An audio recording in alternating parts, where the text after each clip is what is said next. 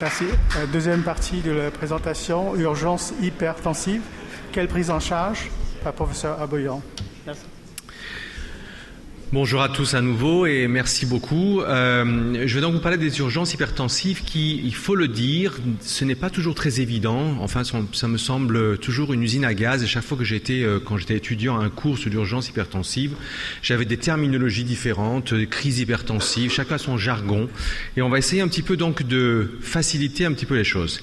Si vous voulez vraiment approfondir votre connaissance sur ce sujet-là, je vous invite vivement à regarder ce document de l'ESC qui est véritablement sur ces urgences hypertensives et la majorité des médias positifs viennent de ce papier.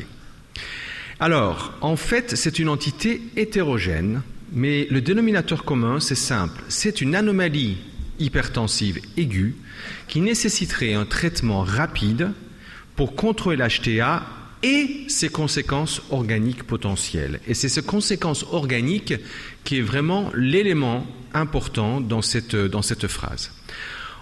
Ce document a simplifié les choses, sauf qu'en anglais, parfois, les choses sont plus simplement dites qu'en français. Il y a deux termes qu'ils utilisent en anglais que je vais essayer de traduire. Il y a d'une part « emergency hypertension », c'est-à-dire l'urgence immédiate, celle qu'il faut prendre en charge tout de suite. Et puis, il y a ce qu'ils appellent le « urgency hypertension », qui est en fait l'urgence différée. Il faut s'en occuper, mais ce n'est pas une urgence absolument à le faire. Pour aller un petit peu plus loin, l'urgence immédiate veut dire qu'il faut avoir un monitoring rapproché de ces patients. Dans la grande majorité de ces patients, on va commencer par un traitement antihypertenseur IV, même aux urgences lorsqu'ils arrivent. Et l'idée, c'est de protéger les organes cibles, et notamment les organes qui sont touchés par cette poussée d'hypertension. Alors que dans l'urgence différée, dans la majorité des cas, vous avez toujours une tension élevée, mais vous n'avez pas d'atteinte d'organes cibles. Et à ce moment-là, le plus souvent, on peut proposer un traitement par voie orale, un retour à domicile qui se va faire plus rapidement après une brève période d'observation pour voir que le traitement commence à faire un effet. Et donc, il y a cet algorithme qu'on va essayer un petit peu de disséquer ensemble. Et une fois de plus, le premier élément important, c'est que de toute façon, vous avez une hypertension symptomatique. Alors, il n'y a pas de seuil véritablement. Vous savez bien qu'il y a des gens qui peuvent très bien tolérer un 180-110 et d'autres qui vont avoir des céphalées, etc. Donc, le seuil en tant que tel n'est pas un élément suffisant pour définir les choses. Ce qui est important, c'est qu'on a une hypertension importante. On peut éventuellement dire le plus souvent supérieur à 180. Et soit il y a une atteinte d'organes cibles. À ce moment-là, ça s'appelle l'urgence immédiate. Sinon, c'est tout simplement une hypertension non contrôlée. Alors, il faut savoir que près d'une entrée sur 200 aux urgences, c'est en rapport avec une poussée d'hypertension dans un contexte parfois d'atteinte d'organes cibles, mais seulement un tiers de ces patients vont avoir ce qu'on appelle l'urgence hypertensive avec nécessité immédiate de s'en occuper. Alors ces organes qui sont touchés par cette poussée d'hypertension, pour la grande majorité des cas, ce sont des poussées d'OAP qu'on voit avec un patient qui a une tension artérielle très élevée, ce sont les AVC, ce sont les syndromes coronariens aigus. Et puis, on peut avoir parfois un AVC hémorragique sur une poussée d'hypertension artérielle et une dissection aortique. Et ce qui est important et qui a été montré dans plusieurs papiers, c'est que beaucoup de ces patients qui arrivent avec une situation d'urgence hypertensive, en fait, ne se connaissaient pas pour avoir une hypertension artérielle, d'où encore la problématique de connaître sa maladie quand on parle de cet élément-là. Alors, des différentes présentations de cette urgence hypertensive, c'est donc, on va aller de l'éclampsie et le HELP syndrome, le syndrome aortique aigu, ce qu'on appelle la dissection aortique ou des équivalents, l'AVC, que ce soit un AVC ischémique ou un AVC hémorragique, ou alors l'encéphalopathie hypertensive. Ça peut être une présentation coronaire ou cardiaque avec donc une ischémie coronaire ou un œdème aigu des poumons. Et puis on a cette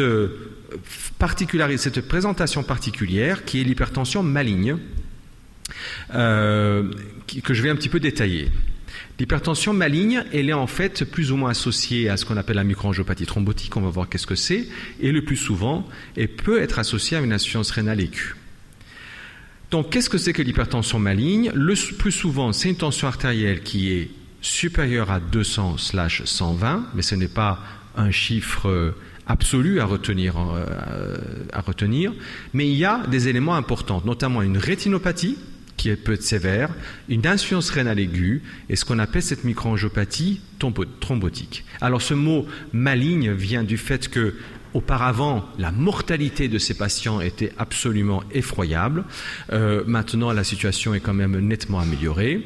Et en fait, les auteurs de ce document de consensus que je vous ai montré, ils disaient que finalement, aujourd'hui, il faudrait mieux qualifier cette entité clinique d'une hypertension microangiopathique aiguë, parce que, d'ailleurs, on peut, dans un tiers des cas, ne pas avoir ces manifestations de rétinopathie, mais plutôt une atteinte cérébrale ou rénale.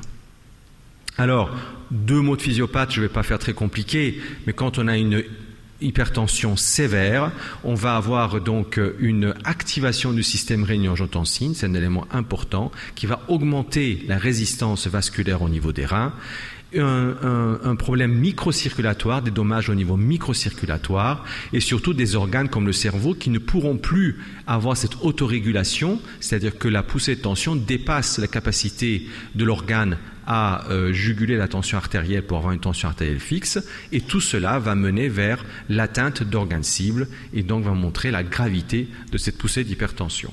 Alors cette microangiopathie thrombotique, qu'est-ce que c'est? C'est juste pour vous montrer, voilà, ce sont des petites capillaires avec un thrombus bien sûr au milieu et la nécrose fibrinoïde autour. Il faut savoir que l'HTA et l'angiotensine sont pro-inflammatoires et puis il y a même des dégâts au niveau tout simplement mécanique, au niveau de l'endothélium.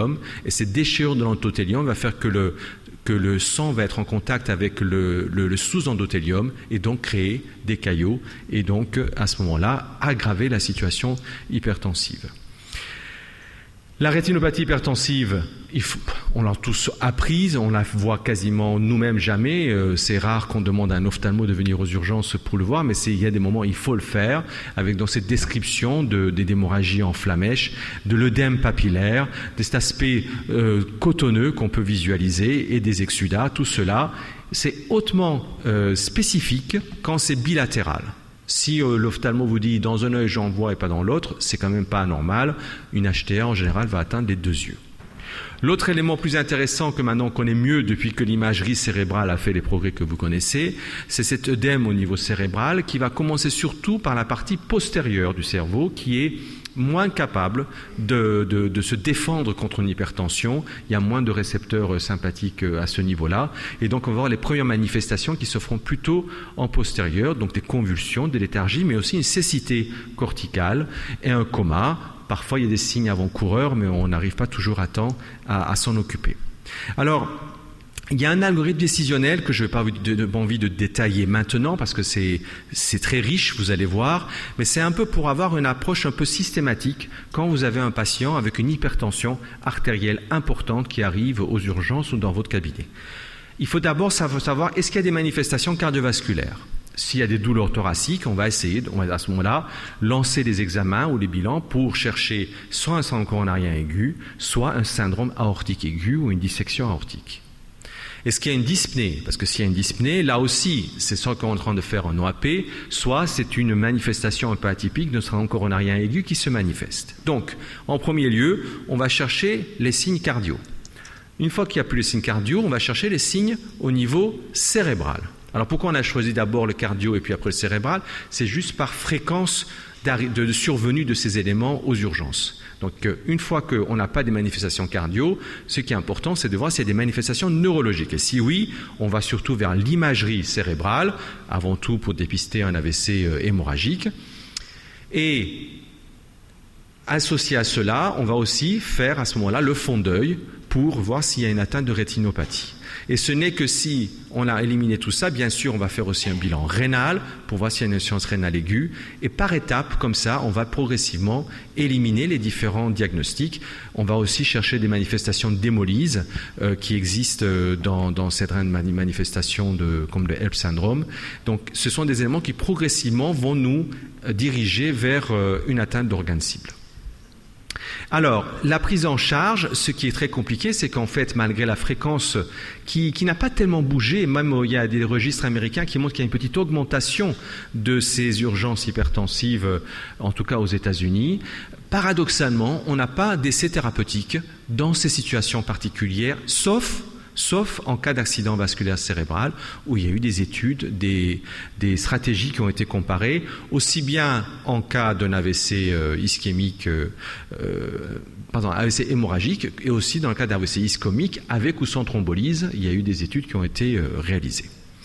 Donc, si on n'a pas d'atteinte d'organes cibles et qu'on veut contrôler l'hypertension artérielle, les traitements qui sont proposés dans ce consensus, c'est plutôt le Lopril, le Captopril, je dirais peut-être, nous on utilise très peu, le Trandate, l'abétalol, parce qu'il y a un effet bêta-bloquant et alpha-bloquant associé, et le nifedipine retard.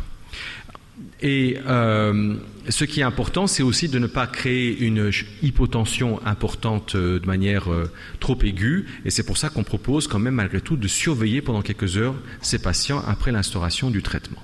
Par contre, en cas d'atteinte d'organes cibles, le moment où on va déclencher le traitement et qu'est-ce qu'on va faire diffère. Et c'est un petit peu cet élément-là que je vais essayer de résumer dans ce tableau qui est quand même assez chargé, je vous le concède. Il faut dire que dans la majorité des cas, finalement, quand on regarde quels sont les traitements qui sont proposés, le plus souvent, c'est quand même le Trandate ou le Loxène. Et en alternance, on peut proposer le nitroprusside, qui est le nipride, rarement utilisé, ou alors des alpha-bloquants de type urapidil. Et le seuil ou l'objectif diffère selon cette atteinte d'organes cibles. Par exemple, quand vous avez une hypertension dite maligne, l'objectif c'est qu'en quelques heures, que la pression moyenne diminue de 20 à 25%. Quand vous avez un AVC ischémique avec une thrombolyse prévue, à ce moment-là, on va déclencher un traitement antihypertenseur quand la pression systolique est supérieure à 185, 110, avec un objectif que dans 1 heure, on va baisser la pression artérielle d'environ 15%. Inversement, en cas d'accident coronaire aigu, on va attaquer beaucoup plus tôt.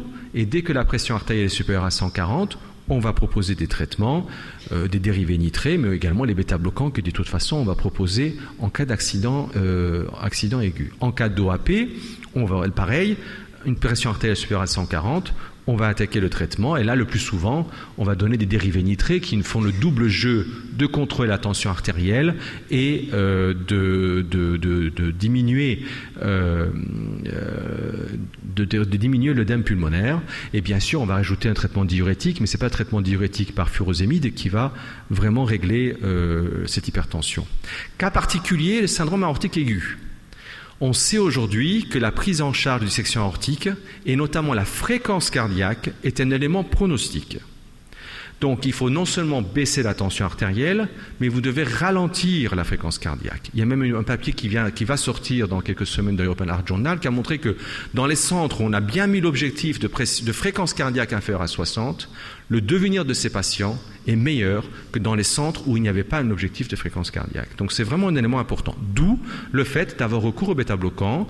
Et quand on peut, le meilleur des bêta-bloquants pour avoir une action, pour pouvoir rapidement juguler les choses, c'est l'esmolol, qu'en particulier les anesthésistes connaissent bien, et bien qu'on n'a pas toujours.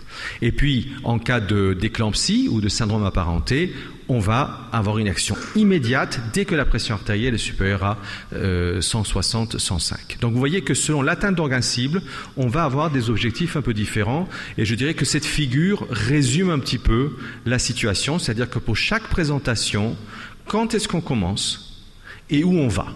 Vous voyez que, en cas d'encéphalopathie hypertensive, par exemple, l'objectif est d'amener la tension artérielle à faire à 180. Ce n'est absolument pas la même chose que quand on a une dissection aortique, où l'objectif est d'amener la pression artérielle à 120. Tout cela, ce sont des urgences hypertensives avec atteinte d'organes cibles, mais avec une prise en charge qui doit être adaptée. Alors, il y a la phase aiguë, mais malheureusement, on se rend compte que parfois, on règle le problème, et le patient disparaît sans qu'on ait prévu, derrière, une prise en charge adéquate au long cours. Et c'est indispensable, et vous devez éduquer vos urgentistes pour les cardiologues qui sont dans la salle, pour dire ok, tu gères ça à 3 heures du matin, très bien. Et si le patient, sa tension artérielle est contrôlée, qu'il n'y a pas d'atteinte d'organe cible, il peut rentrer chez lui, mais avec un rendez-vous auprès d'un cardiologue qu'il faut organiser parce que c'est un élément indispensable. Et dans ces cas-là, quand il y a cette poussée d'hypertension, on peut avoir une hypertension artérielle secondaire beaucoup plus fréquente que dans la population générale. C'est estimé que jusqu'à 30% des cas, il y a une HTA secondaire, donc bilan pour la maladie surrénalienne, la sténose artère-rénale, etc., etc. Et puis, je reviens à ce que déjà Atul a évoqué, c'est, à 3 secondes près, j'étais bon, que la plurithérapie avec un minimum de comprimés va aussi améliorer l'observance et réduire le risque d'avoir d'autres poussées. Je vous remercie.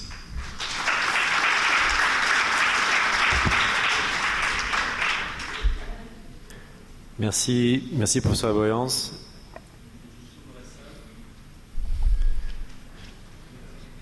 Alors j'ai un commentaire pour vous. Nous, en tant que chirurgien vasculaire, donc on a l'habitude de prendre en charge en urgence des syndromes aortiques aigus, effectivement. Et effectivement, l'objectif thérapeutique est vraiment une urgence, en fait, dès la prise en charge. Et ce que vous rapportez, c'est très vrai. Ce qui m'étonne un peu, c'est qu'avec une meilleure connaissance des facteurs de risque, une évolution quand même sociétale de nos comportements, il reste quand même une grande fraction de gens au sein de la société qui se méconnaissent totalement en termes de tension artérielle et qui effectivement révèlent à travers un accident aigu une pathologie qui a un pronostic sombre si elle n'est pas traitée. Alors, il y a 2 éléments, effectivement. Il y a, et malheureusement, les analyses qui ont été faites, je dirais, des photographies qui ont été faites en France ces 20 dernières années montrent que malheureusement encore, il y a énormément de patients, jusqu'à parfois 40% des patients hypertendus qui se méconnaissent, qui ne savent pas qu'ils sont hypertendus.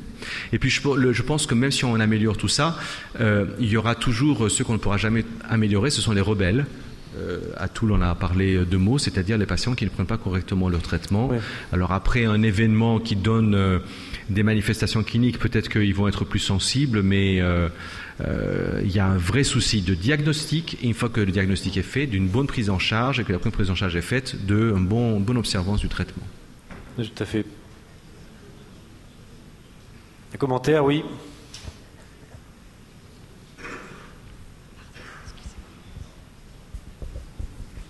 Merci beaucoup pour ce super topo.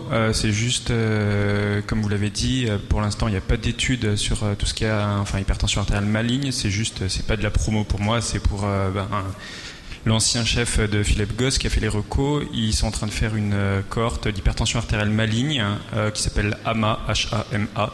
C'est Romain Boulestro à Pau, donc vous pouvez rentrer en contact. Il y a déjà 20 centres et des patates qui incluent. Voilà. Alors à Bordeaux, effectivement, ils ont un protocole très intéressant pour sevrer les traitements IV.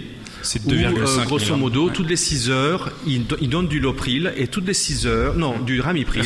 Et à 1,25 et toutes les 6 heures, ils doublent la dose et ils donnent. Donc on peut arriver jusqu'à 20 mg de Ramipril par jour, ce qui est beaucoup plus que la dose habituelle du Triatec qu'on peut donner.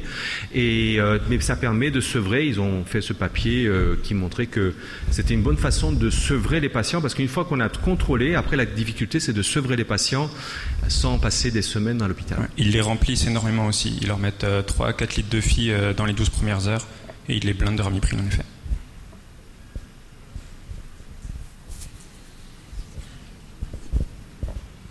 Bien. Merci. Commentaire. Devant, oui. Oui, madame. C'était juste une petite remarque. J'exerce à La Réunion et il est vrai qu'à une époque, n'importe quel club de sport demandait une visite médicale pour un certificat médical d'aptitude. Alors c'était une fois par an. C'est vrai que ça a été considéré comme incitatif à de la consommation médicale abusive avec les coûts que ça peut engendrer. Mais personnellement, moi, ça m'a permis de pouvoir prendre l'attention de beaucoup de patients de sexe masculin entre 35 ans et 55 ans qui, quand ils ne se sentent pas malades, ne consultent jamais. Et cette consultation pour le certificat médical a été l'occasion souvent de détecter des hypertensions. Absolument. Et l'autre occasion aussi, quand c'est bien fait, malheureusement pas toujours, c'est la médecine du travail. On a régulièrement, quand on fait des consultations d'HTA, des patients dont l'hypertension est découverte lors de la consultation en médecine du travail. Vous avez parfaitement raison. D'autres commentaires? Bien. Eh bien, merci beaucoup. Merci. Merci.